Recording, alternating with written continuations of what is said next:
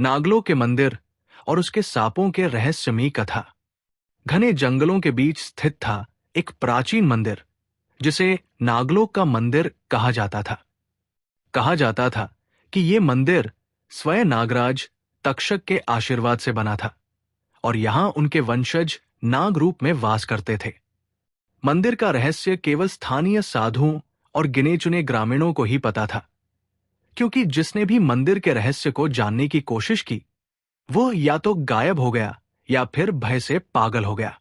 गांव के बुजुर्गों की मान्यता थी कि इस मंदिर की नींव स्वयं देवताओं ने रखी थी, लेकिन ये आम लोगों के लिए नहीं था। मंदिर में जाने का साहस करने वाला हर व्यक्ति सांपों से घिर जाता था।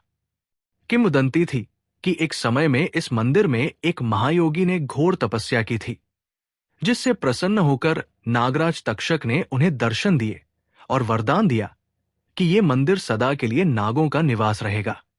इस मंदिर में मुख्य प्रतिमा एक शिवलिंग की थी, जो काले पत्थर की बनी थी और उस पर हर समय नागराज की आकृति उभरती रहती थी। कुछ लोग कहते थे कि यह कोई साधारण शिवलिंग नहीं थी, बल्कि उसमें स्वयं नागराज का वास था। गांव के कई लोगों ने बताया कि उन्होंने मंदिर के आसपास विचित्र घटनाएं देखी थी। कई बार रात में मंदिर से रहस्यमयी रोशनी निकलती थी और कई बार सांपों की फुफकारों की आवाज दूर दूर तक सुनाई देती थी। एक बार गांव के एक साहसी युवक रघु ने मंदिर के रहस्य को जानने का निश्चय किया। गांव के बुजुर्गों की चेतावनी को अनदेखा करते हुए वो एक रात अपने मित्रों के साथ मंदिर की ओर बढ़ा। जैसे ही वे मंदिर के करीब पहुंचे, उन्हें अजीब सी सर्द हवा का एहसास हुआ। चारों ओर गहरी निस्तब्धता थी। अचानक मंदिर के द्वार पर उन्होंने विशाल नागों को कुंडली मारे देखा।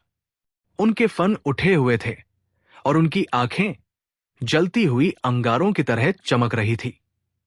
रघु और उसके मित्र भय से कांपने लगे, लेकिन रघु ने साहस दिखाया और मंदिर में प्रवेश करने की कोशिश की।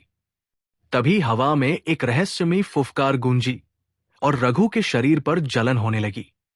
अचानक मंदिर के अंदर से एक दिव्य आवाज आई, "ये स्थान साधारण मनुष्यों के लिए नहीं है, लौट जाओ, अन्यथा तुम भी नागलोक के रहस्यों में समा जाओगे।" रघु के मित्र तो डर के मारे भाग निकले, लेकिन रघु अपने कदम पीछे नहीं लेना चाहता था। जैसे ही उसने शिवलिंग की ओर बढ़ने की कोशिश की, उसे लगा कि उसके पैर जमीन में धंसने लगे हैं और चारों ओर असंख्य नागों की परछाइयां घूमने लगी। भय से उसकी आंखें बंद हो गई और वो बेहोश हो गया। सुबह जब गांव वालों को रघु मिला तो वो बेहोश पड़ा था और उसके शरीर पर नाग के दंश के निशान थे। जब वो होश में आया तो उसकी आंखें बदल चुकी थी। अब वे एक नाग के जैसी चमक रही थी। वो बुदबुदाने लगा, "मैंने नागलोक को देखा।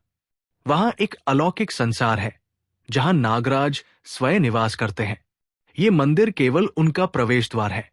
उसके बाद से रघु के व्यवहार में अजीब बदलाव आने लगे। वो अकेला रहने लगा और कभी कभी फुफकारने की आवाज निकालता।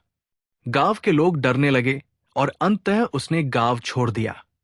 कहा जाता है कि उसके बाद वो कभी नहीं लौटा और कुछ लोगों ने उसे मंदिर के पास एक विशाल काले नाग के रूप में देखा। नागलोक का मंदिर आज भी उतना ही रहस्यमयी है।